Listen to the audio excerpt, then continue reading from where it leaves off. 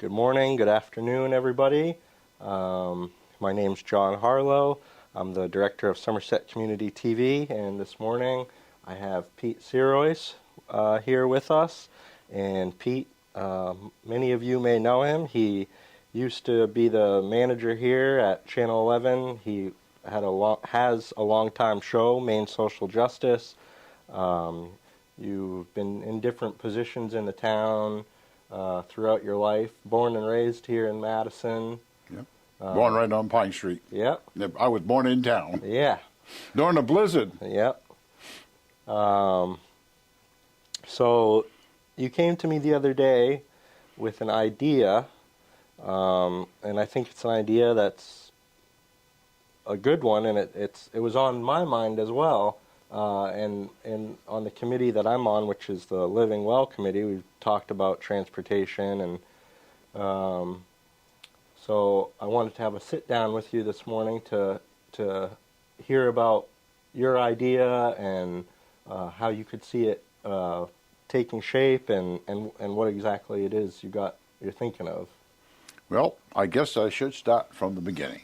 It's a good place to always begin. Yeah. And about a couple of weeks ago, I was going through my emails and messages and so forth, and I got an email from Betsy Richards. She's one of the leaders of the Somerset County Health Association. Yep. And she had a little appeal asking Madison residents if they could have come up with some ideas to make Madison a better place for everyone to live. Mm-hmm. And I said, boy, I've been thinking about public transportation for a long time. Yeah. And so I emailed her back, and she was in the office right here in this building. Yeah. And I emailed her back, and I told her that I had an idea about public transportation. I'd like to talk to her about it. And I thought, this can't wait. I rushed right down here, and she had already messaged me on the computer, but I was already on my way here, and I walked in, and there she was, and she had someone with her, and I pitched the idea of a public transportation system utilizing the unused buses that the SAD 59 uses. Yeah. And by unused, well, they use them in the morning to take kids to school, and they use them in the afternoon to take them home. But they sit there for... Those buses are just sitting there, and I have since taken a ride by and see there are 8 buses that look like they're ready to use. Yep. They have 7 drivers. They had 3 buses that were covered in snowbanks, so I assume they're not being used right now, and perhaps they're using to cannibalize for spare parts. Right. I don't know exactly what's going on there. Yeah. So I spoke with her, and she said that had been attempted before through KVCAP, but the idea of a bus route service was dropped because there was no ridership. Right. People didn't ride it. Well, I work for a transportation company in Philadelphia. I'm not trying to compare Madison with a city, but the principle remains the same. Yeah. Buses sitting doing nothing is a waste. Yeah. And I realize that if they're running, they're going to consume gas, and they will need drivers, because currently the bus drivers in Madison are bus drivers in the morning, in the early afternoon, but in between they're janitors. Yeah, and I think that's pretty common with... That's common among rural Maine. Yeah. And I thought, well, why not use those buses for town public transportation between the school bus? And I even pitched an idea that, I think it was at your meeting just the other day, that I pitched the idea that we could even use the school buses as town buses and give the kids passes for riding free to school. Yeah. Well, one of your members pitched in, and I agree with her. There will be parents not accept the idea of kids riding with adults. Yeah.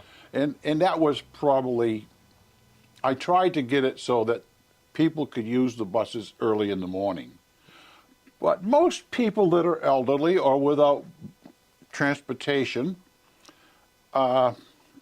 they wouldn't be using the bus in the mornings and the evenings because their appointments would be during the day. Right.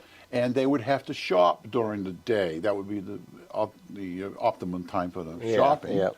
And therefore, well, then we wouldn't really have to mingle the kids with the adults. And that was a good idea. So that's the idea of meetings. Yes. What I was at your meeting for was not to get approval, Right. but to say, would you be willing to attend a meeting to discuss different ways of doing it? Yep. And of course, the other question came up with, well, what about the money? Well, anytime somebody wants to not do anything, they say, what about the money? Yeah. That's a common response. Well, what about the money? Well, if you don't have an idea, you're not going to get the money. Right. I spoke afterwards to a young lady that's a town clerk. Yep. And as a matter of fact, she lived in an apartment that I had done work for the landlord for. And she had to write, she writes grants, by the way. Yeah. And she said, you don't get money until you have an idea. Right. First, you have the idea. Right. You need a business plan. That was true when I was in community development. Definitely. If somebody wanted to borrow money for a project, first they had to have a business plan. Yep. Because does it look sound? Right. And I think it will be a sound idea. Yeah. Now, I don't know what one would charge for a person to ride the bus. Right at the top of my head, I'm saying $2. Yeah. Which is probably a little less than what they're paying for in the city today. Right. But to take a cab from Madison to Skowhegan is somebody on the committee told me is $30. $30, and if you drive your own car, you got gas, oil. You got to make car payments. Yeah, or maintenance if you don't have a payment. And maintenance. You got to. There's more to owning a car than just buying the car. Definitely. And the gas, of course, is what, $3 a gallon. Yeah, over $3. And as far as affordability, during this pandemic, the cost of automobiles started to rise. Yes. And I mean a lot. Oh, yeah. Cars are becoming more and more unaffordable for many people. Now, one of your members really concentrated on the elderly. Well, and that's been for that committee, it has had a high concentration on older people. And that's good. Yeah. Because older people, some of them can't drive anymore, would rather not drive. And Madison has, I can't remember what the statistic is, but a high percentage of people over the age of 55. Exactly. So, but then again, there are young people that don't have a car. They can't afford one. Yep. And also in this proposal, there would have to be one trip, or there would be also one of the routes would have a trip to Skowhegan and back. It would stop at the shopping center, which the shopkeepers would love that. It would be great for the economy to have people trucked into your business. Yeah, that's right. The local economy, I should say, not the local stock market economy. Not the the computer economy. Right. But anyway, so those people are young. Some have lost their license. Okay, yeah, they did lose their license for something they did wrong. But if you But the thing is, they are still human beings, and they still have needs. And if you want somebody who has lost their license to continue to be a productive member of society, you need to give them an option to get to work or to do what they need to do, because anybody who has lived anywhere in the state of Maine, the entire state is rural, save for, a couple areas. But if you live in Madison and you don't have a car, good luck doing anything. Good luck going to work, good luck going to a doctor's appointment, or getting groceries, or seeing your friends or your family, or doing anything that you want to do. Yeah. If you have a major catastrophe like a major car repair, home repair, roof repair, you're in trouble. Yep. And it's gotten worse since the pandemic. Yeah. Since the pandemic, things have gotten worse. Now, I got to tell the people out here, the reason I'm talking with you about this now is because there are a lot of people who are stuck in their homes. They don't get out because they don't have transportation. Yeah. It's hard to see them. Yeah. I call them the invisible people. Yeah. Because they can't go anywhere. And so therefore I would like, oh, and this is, I have to mention this one thing right now. Betsy mentioned one thing. Ridership is very important to a transportation system. Yeah. If there's nobody riding the buses, there's no need to have the buses. So what I hope this conversation will do was reach people who are now without vehicles, Yeah. have no transportation, and if they would like to call me and discuss this, I'd be glad to talk to them about it. And also, if we do have a public meeting, I would really appreciate some of these people without vehicles to come to that meeting and say, yes, I would ride that bus if we had it. And what number can they call you at? Okay, the number would be 696-3230. Okay. And my email is psmadme@beeline-online.net. Okay. And you could probably write them, we'll have that. put a scroll on the bottom for that. Yeah. That was easy enough to do. I used to do that all the time. Yes, Pete's a long time. I did my own production. editing for a while. I don't do that much anymore. I'm going to be 81 in another month. Yeah. And I've just run out of steam. Yeah. And this is probably the last bit of steam I've got. Yeah. Because I am quite old myself. Yeah. And there'll be a time perhaps when I might even need to ride that bus. As a matter of fact, right now, there are times when I would prefer riding the bus even into Madison than use my car. Yeah. Currently, my wife and I have 2 automobiles. Yeah. We both worked all our lives. Right. But the cost of living has risen way beyond my pension and her pension. And we're now, once one of our vehicle goes, we're going to be a one-vehicle family. Yeah. And it may come to the point we may not have a vehicle. Yeah. At the rate the cost is increasing. Yeah. And the maintenance is way outrageous. And mechanics have to make a living. I understand that. Yeah. But the cost of everything is risen so high. Some things are truly 100% increase than what they used to be. Oh, way Something beyond. that was $5 is now 10. Sometimes more, 10 or is even now more, 20. or even more. Even more. Yeah. Yeah. So, When I worked in a First National store in Madison on Main Street here, and I made $2.10 an hour. Yeah. And I was just a grocery clerk. Yeah. But and I was part-time. And when I got out of high school, they asked me to work full-time. I said, no, I'm going to go to college. And they said, okay.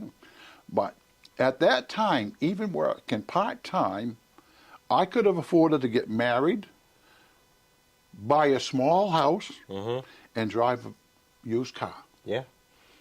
You can't do that on a grocery clerk salary today. Definitely not. And that's working full-time. Right. So times have changed, and we've got to change with it, and it's not going to get better. It's going to get harder and harder for people without to get along. So again, I appeal to you folks, young and old, and people that are disabled, middle-aged people that are disabled that can't drive for whatever reason. Please show a little interest in a public transportation system. And here's the other thing. If this works, if this is a good idea, I'm sure the state and the federal government would be really glad to help set it up. Yeah, because if you, like we were saying at the beginning, if you can prove that you have a model that works and there's a need for it, that's 2 of the major criteria for funding. And I'm not going to say that it's a guarantee, No. But your odds have increased quite a bit. Your odds have increased a lot. Dramatically. Yeah, well, one thing, you listen to talk radio, public radio, or whatever news source, and they're talking a lot about EV, electronic vehicles. Yes. And the price of those is more, and those, that's a whole other thing. It's a good idea, but the price of vehicles is going to get higher, and the difficulty in repairing those vehicles is going to get a lot higher because it's an electronic computer system. It's not like, your neighbor, your backyard mechanic neighbor who's going to fix something for you, which I've done all my life. I've gone mostly to backyard mechanics, but they won't be able to work on electronic vehicles. There are laws trying to be passed right now to prevent that. The major right to repair. car companies want to have a monopoly over the whole section of automobile and transportation. Right. And let's talk just a second about EVs. When I was an activist maybe 15 years ago, I thought, like, wow, electric cars, they're the greatest thing on the earth. Yeah. However, the lithium batteries that go in them weigh half a ton. Yep. You can't put it in yourself. You need to get it installed, and it's very expensive. They're expensive to buy. They don't last the length of the vehicle. You've got to replace them. And that's a big replacement part after you've already paid 30, 40% more than for a gas vehicle. Right. And the other thing is the lithium is being mined in foreign countries by children at less than slave wages. And then, so apparently there's a really large lithium deposit in Maine. Yes. And they don't want it to be mined because it will disturb the environment. Yeah. So that's another. EV is supposed to be good for the environment, but if you're disturbing the ground and doing all these invasive, negative practices for mining it, and then the methods that you are mining it in foreign countries is completely unethical. Yeah. And then what do you do with the battery itself after it's had its lifetime? And I know the technology is getting better. This is not meant to be an anti-EV program, but it's just something to consider. That's right. When you make a decision, you have to weigh in all the information you have, not just part of it. Yeah. You've got to look at the big picture. You have to look at everything. And is the cost effectiveness greater than the damage that could be done? Yeah. And there is damage being done by the lithium mining. There's definitely damage there. And I just also read an article that Elon Musk is very much against public transportation. He campaigns against it. And the reason is he sells electric cars. Right. And he's saying that if we have public transportation, there will be less need for any cars. Yeah. There'll be less cars on the road. You will have less, the less cars on the road, the less damage being done, and it costs less to maintain those roads. It's a win-win situation. It is. Public transportation. So if you're, obviously gasoline vehicles and diesel vehicles do have a very large carbon footprint. Yes, they do. And for the last 50 years or more, 80 years, however many years, we have had this model of every individual owns their car. Mm-hmm. So you're driving down the highway and it's jam-packed with each individual person is in their own car. Yeah. But if they were all in one vehicle, all going to the same place, which, if you're driving I-95 south, if you could stop at each one. And yes, there is Concord coach services, the bus line.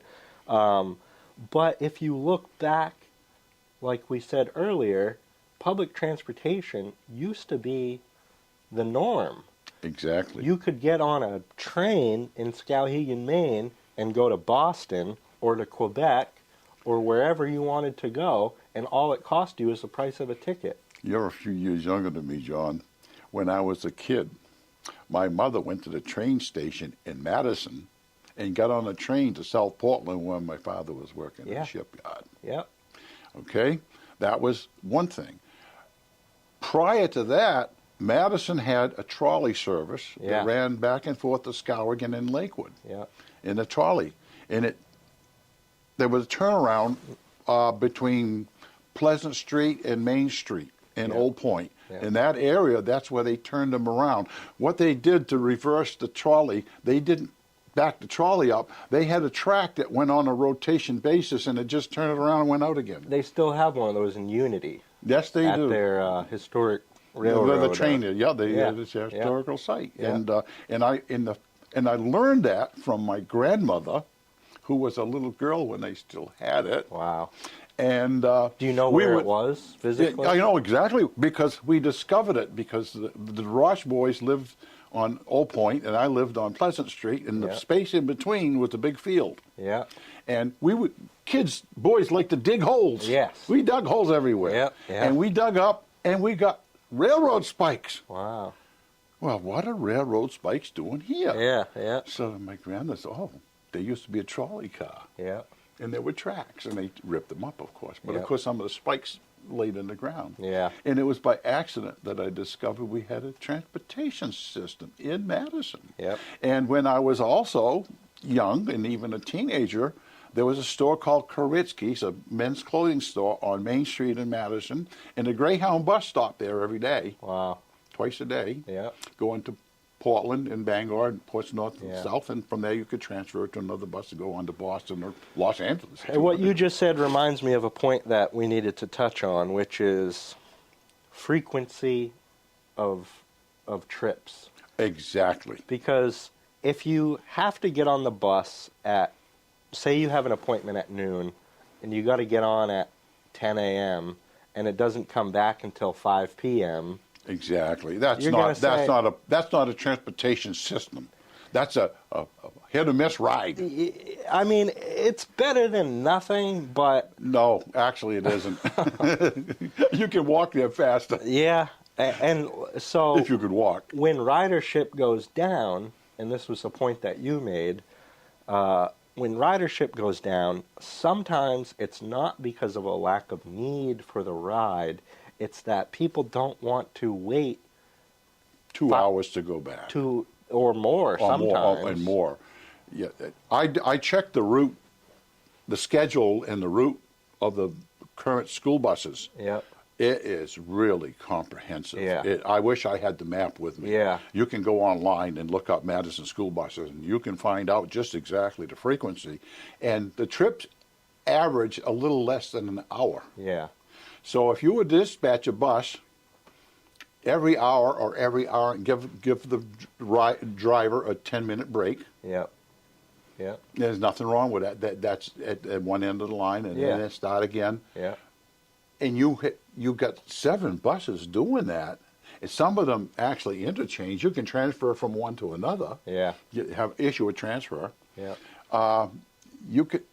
It's really convenient. I would love to go to Skowhegan to hospital for a checkup, Well, and that's the other and then point. only have to wait a half hour. Yeah. I don't mind waiting a half hour. Yeah, that's reasonable. And actually, in the city, you only wait 10 minutes. Yeah. I wouldn't expect that here. Yeah. But a half-hour wait is doable, especially in the hospital, because you got a warm space to wait in. Exactly, yeah. A cool in the summer, warm Right, in the winter. right. And the shopping centers are the same thing. Yeah. Yep. And I'm sure the hospital would be happy to have that. Yeah. And the businesses would all be so glad because it would bring customers to their It doorstep. brings it right to their door. Exactly. Yeah. And the reality, which was brought up at the meeting, is there will be a cost. It's Of course there is. There's a cost to everything. but We're already paying for the buses. well, I wasn't going to go there, but We're already paying for it through our taxes. the taxes. I mean, and some people will say, people always talk about the taxpayers, and if you don't have kids, you still pay for the bus, which I think that's fine, but then you could potentially get a little bit of return back on, because the other thing I want to say is, there is a bit of a stigma against public transportation, Yes. because the people who ride it are poor, or have an OUI. Or in the case of a city, black or Chinese. Right. I just as an aside, it was in the Sentinel this morning. They tried to pass a law that said that if you're from a foreign country, you can't buy land in Maine. Yes. Because 3 Chinese illegally grew pot. Yeah. Well, I'm going to tell you this. There's a lot more Americans growing pot illegally than Chinese. So what do? Pass a law that if you're an American, you can't buy land in the state of Maine? Right. Because by the logic they're using, you would have to do that. Yeah. You know, this exclusivity, this keeping people out. Right. I don't want you to have what I have, and especially I don't want you to have it without paying for it. Yeah, well, if you're going to have to buy for the ride. Yeah. Yeah. You're going to have to pay something. I can't figure out what the cost would be because that's beyond my pay grade. Right. It would be someone like Chris Roy, for instance, that knows what it costs to operate a bus system in the town of Madison. Yeah. You would bring people in that have that expertise, and we already have those people in town. Yep. So it's not me to decide how to get the money. Yeah. We have a grant writer right in the town office. Yep. And another thing that's worth mentioning is KV Cap. They have a transportation system. Right. And as I understand it, and I should have done my research better, but that system has recently changed. Yeah. Because the pilot program, if you want to call it that the Living Well Committee has created, which is busing residents from 1 Madison Avenue to Hannaford once a month, the price of that has gone up for us. Yeah. So. And another thing about KV Cap, most of the rides they provide for the general public are by fixed. Appointment only. Yes, that's true too. I don't want to make an appointment 2 days ahead of going shopping. Right. I ran out of something I needed at the store now. Yeah. 2 days from now, it ain't gonna do me no good. Right. So this appointment is not a transportation system. It's a very loosely knit conglomeration of rides. Yeah, and again, I will say it's better than nothing. Yeah, it is better than nothing, but sometimes nothing isn't much. Right. Zero, try to add 5 zeros, and what do you have? Yeah. You got a 0. Yeah. That's what nothing is. Yeah. Yeah. Just add up all them zeros and see what you have. Yeah. Try to eat zeros. Yeah. Try to pay your See how bill or long you something. live. Right. Yeah. But anyways. Yeah. That's the pitch I'm making. Yeah. Call me. Yeah. Pete Sirois, 696-3230, or my email address is psmadme at BEELINE hyphen OLINE.com. online Beeline dot net. .net. Dot Sorry. net. Dot net. We'll have it on All the right. screen. Actually, PS Mad Me is for Peter Sirois, Madison, Maine. Think of it that way. Yes. At Beeline, which is our cable company. I thought that stood for Madman. Online. No, well, some It people could. believe that. It could very well be that, because I'm like the Mad Fisherman, Yes. You ever see him, the Mad Fisherman from Boston? Yeah. Yeah. Well, I'm that. Yeah. And the other guy, the mad guy that does the economics. Yeah. Yeah, I'm mad about things. Yes, I am, because I think we deserve more than we're getting. Yeah. Yep. Well, on that note, I guess we'll wrap this up. Yep. And I appreciate you coming on, and I appreciate the presence that you've had in Madison for a long time and all the stuff that you have worked towards and worked for. So thanks for coming on. And Well, I appreciate the opportunity to speak to the people of Madison, particularly those people that I call the invisible people. yes. And because that's what they are. Yep. They, as far as some of the people that have everything, they don't exist. Right. Anyway, thank you. Yep. Thanks, Thank you, Pete. John. Okay. And thank you for listening.